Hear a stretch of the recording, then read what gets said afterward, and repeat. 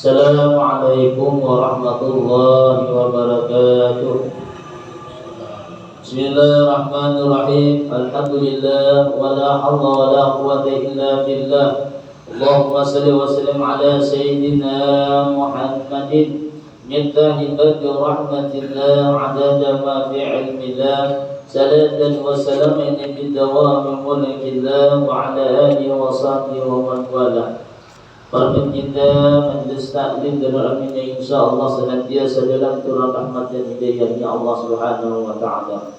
Qala al-musannif rahimahullah taala man nafa'ahu min dari ta'min di makalah yang ke-10 dari Ali Rahimahullah Wazhar katanya man istaka ila al-jannati sara'a ila al-khairat wa man asbaqa minan nari intaha an sahawati wa man tayakkana bil mawti in hadamat alaihi ladat wa man arafa dunya hanat alaihi al musibatu. Jadi yang pertama dikatakan beliau man istaka ila jannati sara'a ila al khairati. Barang siapa merindukan surga maka bersegera menuju kebaikan. Jadi orang-orang yang senantiasa di dalam kehidupannya digunakannya untuk hal-hal yang bermanfaat, maka orang tersebut adalah termasuk orang-orang yang senantiasa merindukan dengan surga. Maka ya Pak, di antaranya tidak terlupa seseorang tersebut mengisi waktu-waktunya untuk datang ke suatu majelis, untuk datang ke rumahnya Allah, untuk beribadah, beramalan. Apalagi ini kita hendak datang malam nisfu Sa'ban, maka waktu tersebut jangan sampai kita sia-siakan. Sebab di malam nisfu Sa'ban itu adalah waktu penentuan. Kenapa? Sebab dikatakan oleh baginda Nabi SAW sebagaimana katakan sidin adalah malam nisfu Sa'ban itu adalah malam di mana Allah Ta'ala menaikkan semua amal-amal, baik amal baik ataupun amal buruk, dinaikkan pada malam itu. Dan segala macam daripada kadar ketentuan seseorang, baik berupa umurnya, baik rezekinya maupun keadaan kehidupannya, ditentukan pada waktu itu. Oleh begitu kita di malam nisfu Sa'ban itu disuruh kita meminta, ya Allah, sembahyang sunat kita habis itu membaca Yasin 3 kali niat bisa niat kita yang pertama dengan niat meminta dipanjangkan umur untuk bertakwa pada Allah umpamanya nih. Yang kedua dengan niat dipanjangkan rezeki dengan rezeki yang halal supaya kuat beribadah. Kemudian apalagi yang ketiga meminta dikuatkan iman, ditetapkan iman sampai akhir hayat kita. Nah itu kan.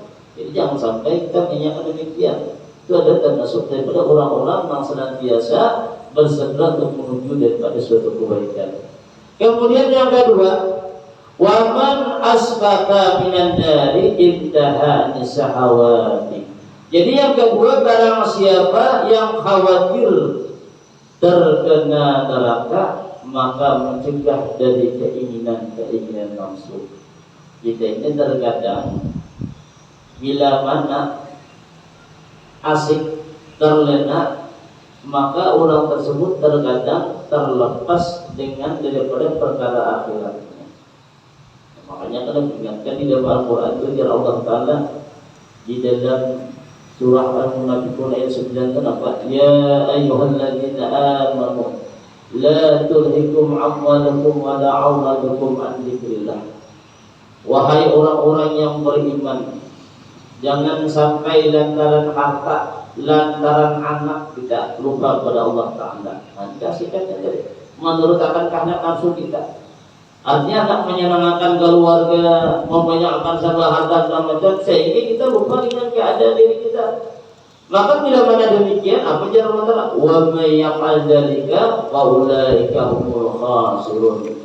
Maka barang siapa yang memperbuat hal demikian, asik terlenanya dengan lantaran hartanya, dengan lantaran anak-anaknya, Nah, maka orang ini nanti termasuk orang-orang yang khasir, orang-orang yang mungkin, dan kita kadang-kadang termasuk dengan hal yang demikian tadi. Kesal pada mau kita ya Allah.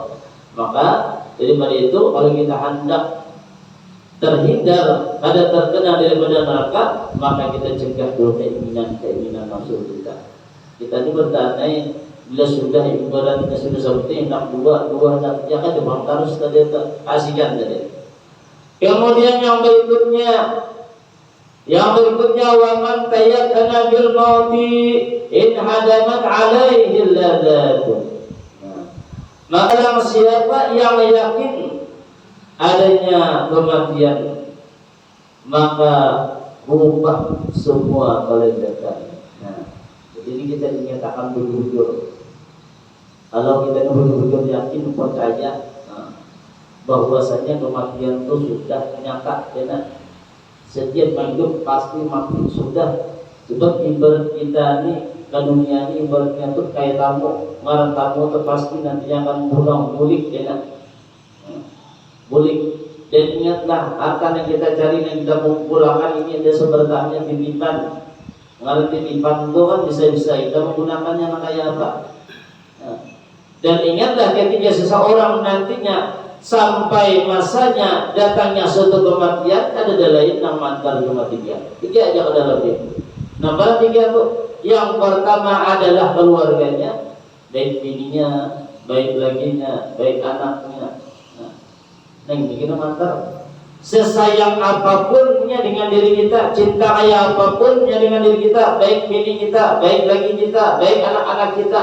Bila mana orang itu sudah meninggal dunia, dimasukkan ke dalam kubur, maka sampai di situ itu mantar. Kalau ini kan dia membuat situ orang ada, ya udah kan dia masih hidup sama mati, dia bocah pagi itu ujung untungnya mana ada yang enggak. Sudah kenyataannya mana ada hapon buat, kan tadi. Nah, kedua mana paling nama antar tidak lain adalah harta kita. Motor dipakai, mobil dibawa mantar. Ada di motor mengharat atau di mobil mengharat. Kita diisi mobil, nah ini dia antara ini apa Alphard, iyalah Fortuner. Nah, waktu punya diisi di pusuh kena olikan sedikit dibersihi. Manggilat mobil pas meninggal dunia halau dulu turun bulan juga gitu. Ada bakalan orang antar luar mobil kesayangan kita ada. Oleh kenapa? Habis sudah masanya.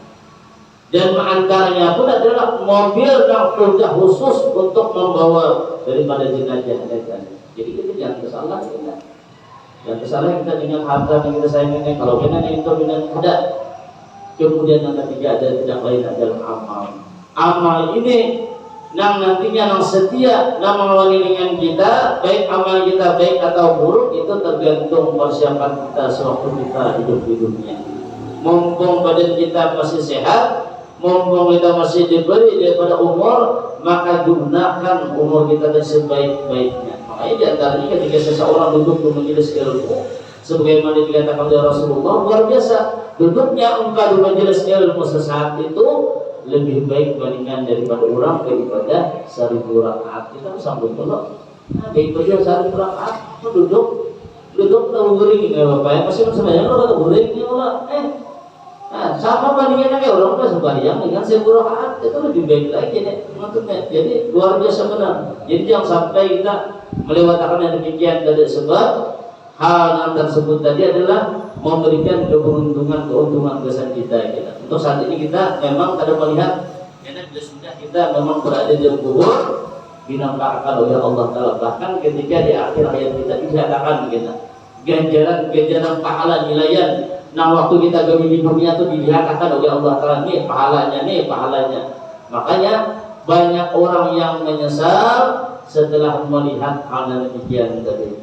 Kemudian yang berikutnya adalah wa man 'arafa dunya anat 'alaihi musibatu, yaitu dan barang siapa yang mengenal dunia maka semua bencana rasa ringan baginya.